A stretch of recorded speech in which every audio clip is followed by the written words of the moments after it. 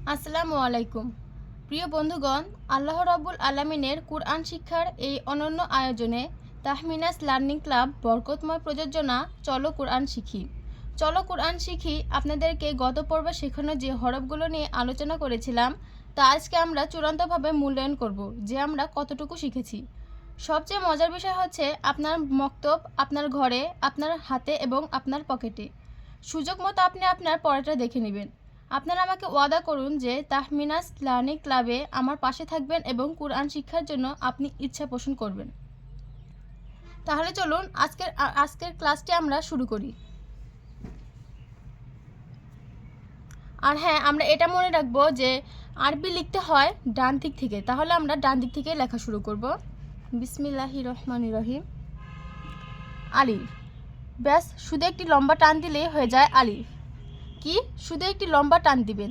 হ্যাঁ, এই যে এই লম্বা টান দিলে হয়ে যাবে আলিফ। দ্রুত উচ্চারণ করতে হয় আলিফ, আলিফ, আলিফ। এবার আমরা লিখব বা। নিচে একটি টান দিবেন, এরপর মাথা দুটি বাঁকিয়ে দিবেন। ব্যাস, এরপর নিচে একটি নোক্তা দিলেই হয়ে যাবে বা, বা, বা। আপনারাও আমার সাথে লিখবেন এবং উচ্চারণ করবেন বা, বা, আলিফ, বা, আলিফ, বা।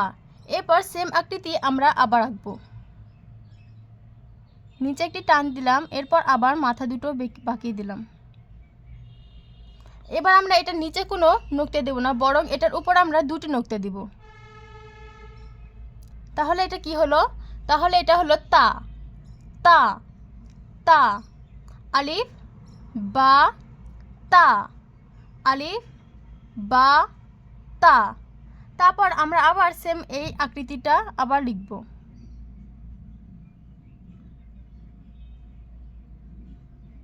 এবার এটা নিচেও একটি নোক্তা দেব না, উপরেও দুটি নোক্তা দেব না, বরং দুটি নোক্তার সাথে আমরা আরেকটি নোক্তা যোগ করব।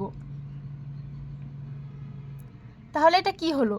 তাহলে এটা হলো সা, সা, সা। পাতলাভাবে আমরা সাকে উচ্চারণ করব সা, সা, সা।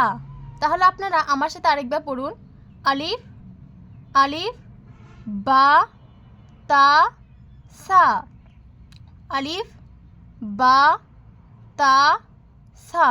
এবার আমরা জিম আঁকব। প্রথমে উপরে একটি মাত্রা, এরপর এখান থেকে আমরা বাঁকিয়ে দেব।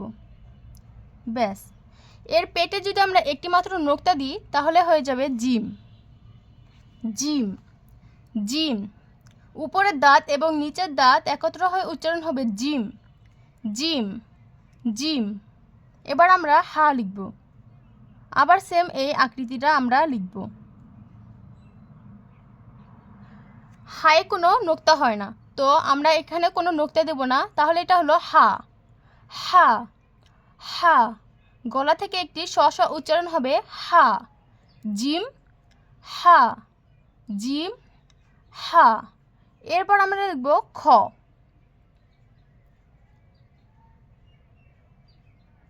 হয়ে গেল খ। এটার উপরে যদি আমরা একটা মাত্র নোক্তা দিই তাহলে এটা হয়ে যায় খ, খ, খ, জিম, হা, খ। তাহলে বন্ধুরা চলুন আমরা আরেকবার পড়ে নিই। আলিফ, আলিফ। শুধুমাত্র একটি লম্বা টান দিলে হয়ে যায় আলিফ। দ্রুত উচ্চারণ করবেন আলিফ। এরপর বা, বা, বা। নিচে একটি টান এবং দুটি মাথা আমরা বাঁকিয়ে দেব এবং নিচে একটি নোক্তা বা, বা, বা। আবার আমরা সেই সেম আকৃতি এখানে লিখব। লেখার পরে আমরা এটা উপরে দুটি নোক্তা দিব। তাহলে এটা হয়ে গেল তা, তা, তা, সা। সায়েও আমরা সেই সেম আকৃতি লিখব। লেখা হয়ে গেলে উপরে তিনটি নোক্তা দিব। তাহলে এটা হলো সা, সা, সা। Gym, gym. উপরে একটি মাত্রা, এরপর এখান থেকে আমরা এভাবে বাঁকিয়ে দিব। এরপর পেটে একটি নোক্তা জিম, জিম, জিম। হা, হা, হা।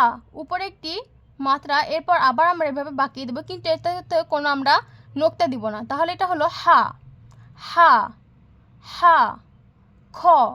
সেই সেম আকৃতি, কিন্তু এটার উপরে একটি নোক্তা হবে। তো এটা হলো খ খ খ আলিফ বা তা সা জিম হা খ। আশা করি বন্ধুরা আজকের ক্লাসটি আপনাদের ভালো লেগেছে। পরবর্তী ক্লাসটিতে আমন্ত্রণ জানিয়ে আমি আজকে এখানে শেষ করছি। ধন্যবাদ।